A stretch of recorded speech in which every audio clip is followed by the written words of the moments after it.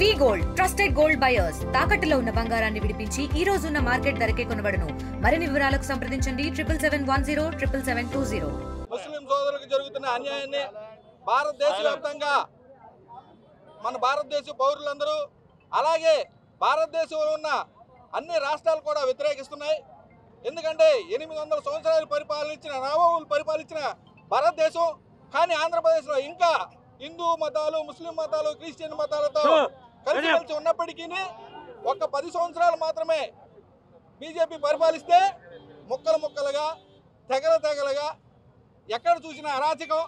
ఈ రోజున ముస్లిం సోదరులు ఒక్క బిల్లు సవరణ చేస్తే రేపు వెంటనే రాహుల్ గాంధీ గారు మొన్నే అన్నారు, వెంటనే క్రిస్టియన్ వ్యవస్థ మీద పడతారట. ఈ రోజున ముస్లింలు మన ఇంట్లో దొంగలు పడ్డారని మనం ఇంట్లో ఉన్నామని రేపొద్దున పక్కింట్లో పడతారు, ఎల్లుండి వేరే ఇంట్లో దొంగలు పడతారు. అదేవిధంగా ఈ రోజున ముస్లిం సోదరులకు జరుగుతున్న అన్యాయం మీద మనందరం పక్కింట్లో వాళ్ళందరం మాట్లాడకపోతే రేపొద్దున మీ ఇంటికి కూడా దొంగలు వస్తారు.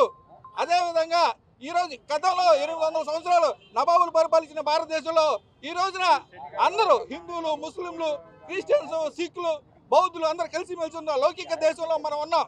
కానీ దీన్ని విస్మరించి ఏదైతే నియంత పరిపాలన రాజ్యాంగం, ఈ రాజ్యాంగాన్ని విస్మరించి నరేంద్ర మోడీ చేస్తున్న అరాచకాన్ని ఆపాలి అంటే భారతదేశంలో ఉన్నటువంటి ప్రతి ఒక్క పౌరుడు కూడా నడుము కట్టి రోడ్డు మీదకి రావాలి. ఎందుకంటే ఈ రోజున ఒక్క వ్యవస్థ మీదకి రావట్లేదు, దేశంలో ఉన్న అన్ని వ్యవస్థల మీదకి ఆస్తులు దోచుకోవడానికి. ఆస్తులు ఏం చేసినాయండి? పోనీ మీరు గవర్నమెంట్ కొడుతున్నారా? ఈ రోజున ఎయిర్పోర్ట్లు అదానీకి అప్పచెప్పారు, పోర్ట్లు అదానీకి అప్పచెప్పారు, బిఎస్ఎన్ఎల్ అదానీకి అప్పచెప్తున్నారు. ఈ రోజున ఒక్కబోటు ఆస్తులు తీసుకెళ్ళి మళ్ళీ మీరు అదానీకి అప్పచెప్పడానికి కంకణం కట్టుకున్నారు. అంటే భారతదేశంలో ఒకే ఒక వ్యక్తికి దేశంలో ఉన్న ఆస్తులన్నీ తీసుకెళ్లి ఒకే వ్యక్తికి అప్పచెప్పడానికి మీరు కంకణం కట్టుకున్నారు. కాబట్టి ఎస్సీ, ఎస్టీ, బీసీ మైనార్టీలు అందరూ అన్ని కులాలు ఈ రోజున ముస్లిం మైనార్టీకి అండగా ఉన్నాయి. అందుకని నిరసనగా పాదయాత్రతో వెళ్తున్నాం. రానున్న రోజుల్లో దేశవ్యాప్తంగా ఈ ఉద్యమం ఉంటుందని తెలియజేస్తున్నాం. Thank you. దేశంలో ఒక అరాచక పాలన సాగుతుంది. ఈ అరాచక పాలన ప్రజలపై అనేక భారాలు మోపటమే కాకుండా అందరి మధ్య ఆ పెరిగిన అరాచకానికి, ఆ ఆర్థిక విధానాలకు వ్యతిరేకంగా తిరగబడతానే ఒక కుళ్ళు బుద్ధితో హిందువులు, ముస్లిమ్స్, క్రిస్టియన్స్ అన్ని రకాల ప్రజలు అన్నదమ్ముల్లాగా జీవనం కొనసాగిస్తుంటే వీళ్ళ మధ్య చీలికలు తీసుకొచ్చి ఈ దేశాన్ని మతకల్లాలుగా సృష్టించడానికి, ఒక మత విభజన తీసుకొస్తానికి ముస్లిం మైనార్టీల మీద ఈరోజు ఈ రకమైనటువంటి దాడిని ఒకటి తర్వాత ఒకటి.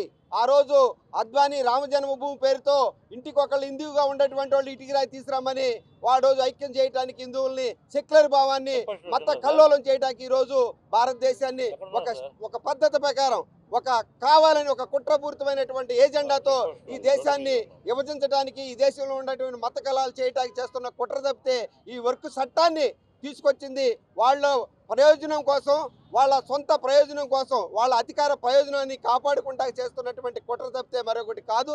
ఆస్తులు మొత్తం ప్రైవేటీకరణ పేరుతో అందరికి అప్పచెబుతున్న ప్రైవేటీకరణ అప్పచెబుతుంటే ఈరోజు వచ్చేసి ముస్లిమ్స్ అనేక తరతరాలుగా ఈ భారతదేశానికి రాకముందు నుంచి కూడా ఈ దేశంలో ఉన్నటువంటి మైనార్టీలు దేశ స్వాతంత్రం కోసం ప్రాణం త్యాగాలు చేసినటువంటి చరిత్ర మరి ఉన్నటువంటిది. చరిత్రని మంటగలపడానికి ఈరోజు బీజేపీ, ఆర్ఎస్ఎస్ కుట్రపూరితమైన చేస్తుంది. అలాంటి పరిస్థితుల్లో ఇక్కడ వర్క్ చట్టాన్ని తీసుకొచ్చి మరి భారతదేశంలో ఈ రకంగా చేస్తున్నారు. సిపిఎం పార్టీగా ఈరోజు వామపక్షాలు లౌకిక శక్తుల్ని, మైనార్టీల్ని, దళితులని అందరినీ ఏకం చేసి ఈ చట్టాన్ని ఎదిరికించేంత వరకు పార్లమెంటులో ఒక పక్క, పార్లమెంటు బయట, ఉదాహరణకి దేశంలో రైతులందరూ కలిసి దేశంలో రైతు చట్టాలని తీసుకొచ్చి పార్లమెంటులో ఆమోదింపజేసుకుంటే రైతు ఉద్యమం ఢిల్లీలో ఏ రకంగా అయితే జరిగి ఆ రైతు చట్టాన్ని రద్దు చేయించుకున్నారో ఈ రోజు కూడా ఆ రైతు ఉద్యమాన్ని స్ఫూర్తిగా తీసుకొని ఆ రైతులు ఏ రకంగా అయితే చట్టాన్ని సవరించుకొని మా రైతులకు క్షమాపణ చెప్పాడు మోడీ.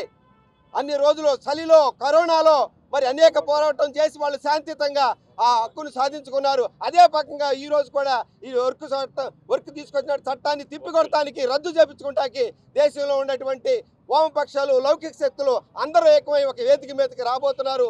అందులో భాగంగానే ఈ యొక్క ఆందోళన కార్యక్రమాలకి సిపిఎం పార్టీ దండుగా ఉండి ఈ పోరాటానికి పూర్తి మన మైనార్టీ సోదరులందరికీ మద్దతు ఇచ్చి సిపిఎం పార్టీ ముందు బాగానే ఉంటుందని తెలియపరుస్తూ, అలాగే ఇక్కడ లౌకిక రాజ్యంగా లౌకిక పార్టీగా పెట్టుకున్నట్టు టీడీపీ జనసేన ఈ మన రాష్ట్రాల్లో కూడా కుల విభజన తీసుకొస్తా వాళ్ళ అధికార ప్రయోజనం కోసం ఈరోజు పవన్ కళ్యాణ్ దేశంలో మన రాష్ట్రంలో అన్నదమ్ములుగా ఉండేటువంటిది మతాల పేరుతో ఈరోజు విభజిస్తానికి తీసుకొస్తున్నారు. తెలుగుదేశం కూడా సెక్యులర్ పార్టీ కాబట్టి ఆలోచించి ఉపసంహరించుకోవడానికి ప్రయత్నం చేయాలని ప్రజల్లో చైతన్యం తీసుకొస్తాక మా యొక్క యాత్రలో జరగటానికి మంచి ఉపయోగమని సిపిఎం పార్టీగా మద్దతు ఇస్తూ ఈ ఉద్యమాన్ని ముందుకు తీసుకెళ్లి రద్దు అయ్యేంత వరకు ఈ పోరాటం కొనసాగుతుందని సిపిఎం పార్టీగా మేము డిమాండ్ చేస్తున్నాం. వక్ఫ్ సవరణ చట్టం 2025 అది ఉమ్మీద్ బిల్లుగా నామకరణం చేయబడింది.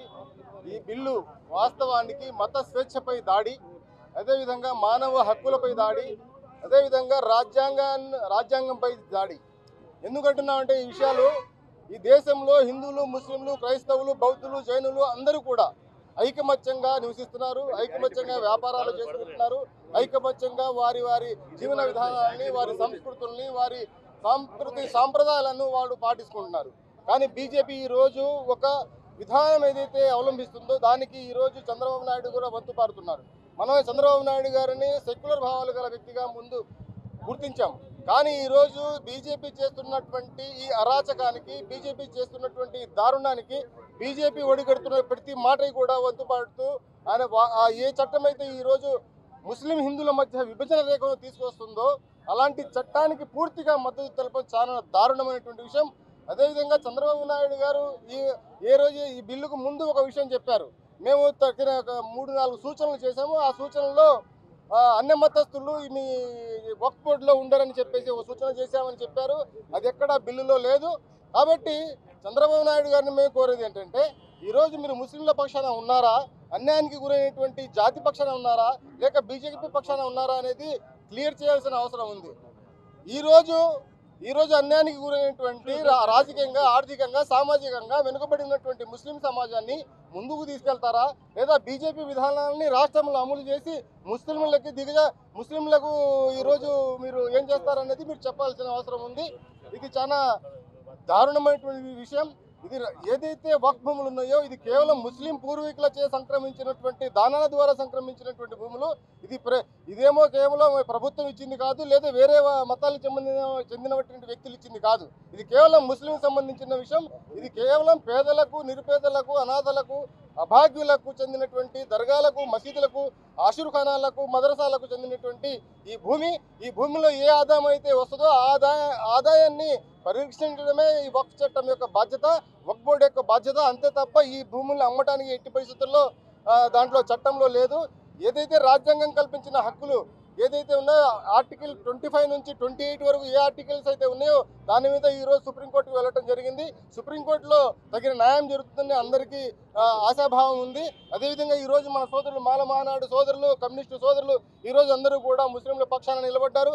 అదేవిధంగా సెక్యులర్ భావాలు కలిగినటువంటి ప్రతి వ్యక్తి కూడా ఈరోజు అండగా నిలవాల్సిన అవసరం ఉంది. మా సోదరుడు చెప్పినట్టు ఈరోజు ముస్లింలపై, రేపు క్రిస్టియన్లపై, రేపు బౌద్ధులపై, జైన్లపై, మైనారిటీలపై అందరిపై కూడా వీళ్ళు ఒక ప్రణాళికబద్ధంగా ఈ దేశంలో వ్యతిరేకత భావాన్ని తీసుకొస్తున్నారు, విద్వేష రాజకీయాలు చేస్తున్నారు.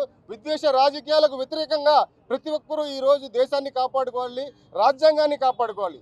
రాజ్యాంగం కల్పించిన హక్కులే మనకు ఈ దేశంలో మనకు శాంతియుతంగా జీవన విధానం తెలుపుతుంది. కాబట్టి ప్రతి ఒక్కరూ కూడా రాజ్యాంగ రక్షణకు పాటుపడాలి.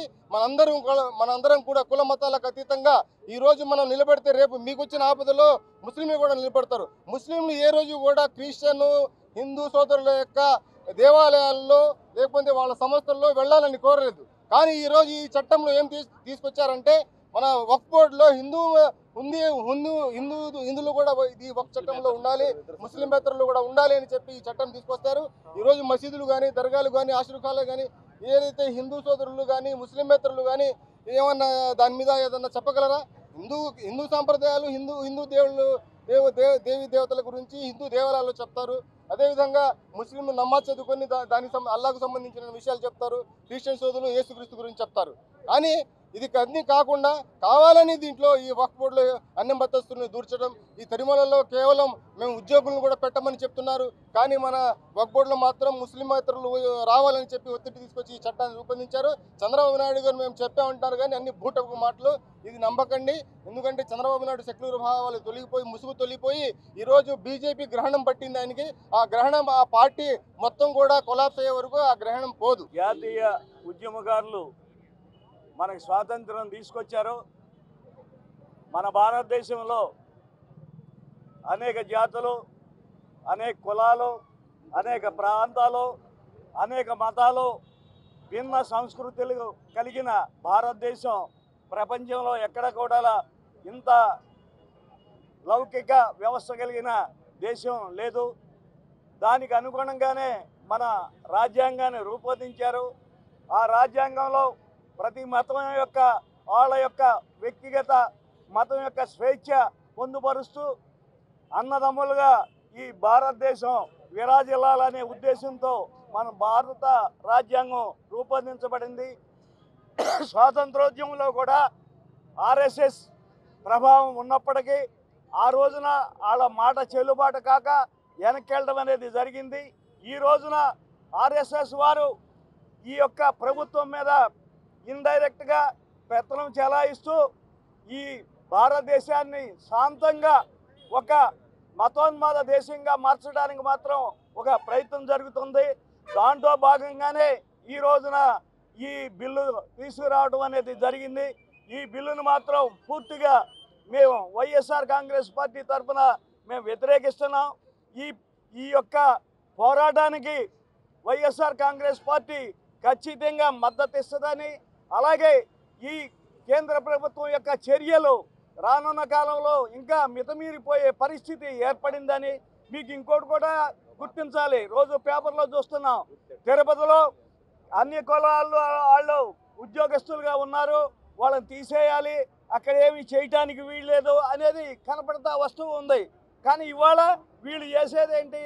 కడం మతాల యొక్క వాళ్ళ యొక్క హక్కుల్ని ఏదైతే రాజ్యాంగం ఆ హక్కులు కల్పించిందో ఆ హక్కుల్ని కాలరాస్తూ వాళ్ళ మీద మొత్తంగా ఇవాళ హిందూ మతోన్మాదులు పెత్తనం చేయడానికి ముందుకు వస్తున్నారు.